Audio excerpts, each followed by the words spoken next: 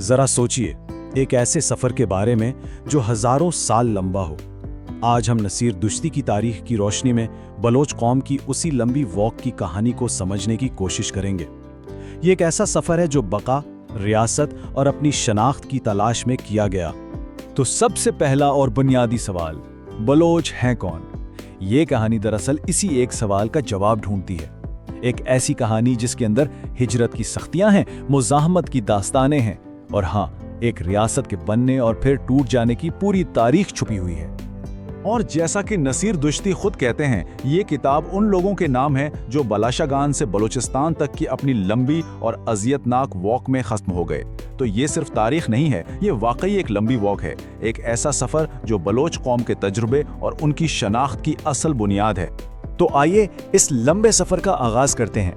हम चलते हैं हजारों साल पीछे, उस जगह पर जहां से ये कहानी शुरू हुई, बहिरा कैस्पियन के जुनूब का इलाका जहां बलोच कौम की इब्तिदाई जड़ें हमें मिलती हैं। तो शुरू में ये बालाशक नामी खाना बदोश कबीले थे जो शुमाल मगरबी ईरान के इलाके बालाशगान से ताल्लुक़ रखते थे।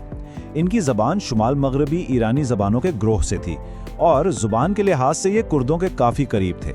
इनकी शनाख्त उस वक्त की बड़ी बड़ी सल्तनतों जैसे कि मेदी, हखामंशी और पारथी सल्तनतों के साथ मेल जोल से बनी। लेकिन यहाँ आकर तारीख में एक बहुत बड़ा खला नजर आता है। एक ऐसा खला जिसे 1000 साला ब्लैकआउट कहा जाता है। 4वीं सदी में सासानियों के जुल्म सितम से तंग आकर बलोचों ने हिजरत शुरू की और 7वीं सदी तक ये सिलसिला तेज हो गया। लेकिन उसके बाद 7वीं से 17वीं सदी तक यानी पूरे 1000 साल उनकी तारीख के बारे में कोई वाज़ेह रिकॉर्ड नहीं मिलता।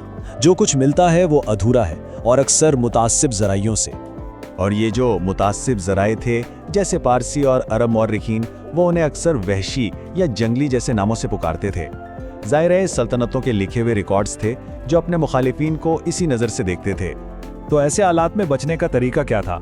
इनका तरीका था मुसलसल हरकत में रहना, एक जगह से दूसरी जगह कूच करते रहना।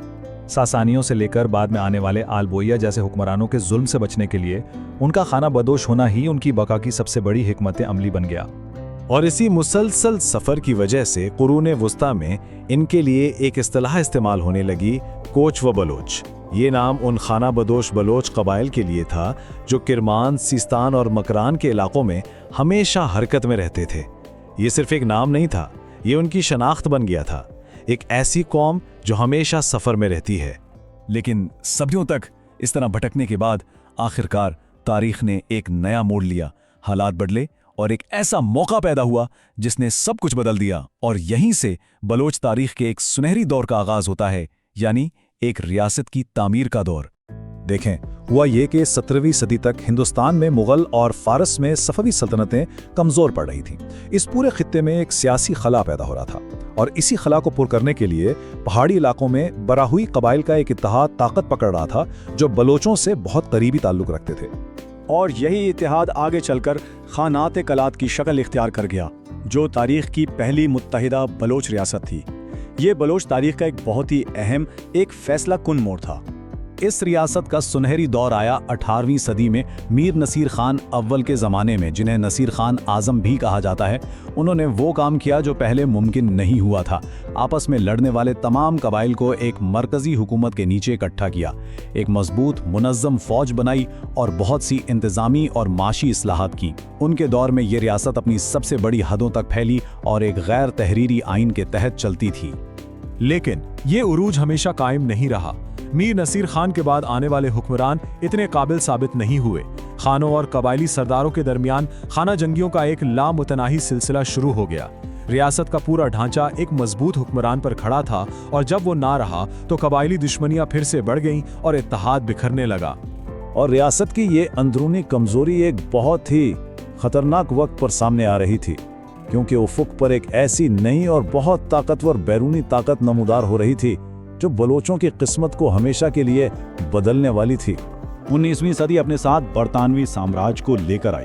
1839 में बलूचिस्तान पर पहला बरतानवी हमला हुआ जिसमें मीर मेहराब खान दोम मारे गए। फिर 1876 में कलात का वो मुआहदा हुआ जिसने बलोच रियासत को अमली तौर पर एक बरतानवी कॉलोनी बना दिया और 19वीं सदी के आखिर तक सरहदें बनाने वाले कमीशन कायम हो चुके थे। इस तरह बलूचिस्तान वस्ती एशिया पर कंट्रोल हासिल करने के लिए बरतानवी और रूसी सल्तनतों के दरमियान खेली जाने वाली ग्रेट गेम का शिकार बन गया।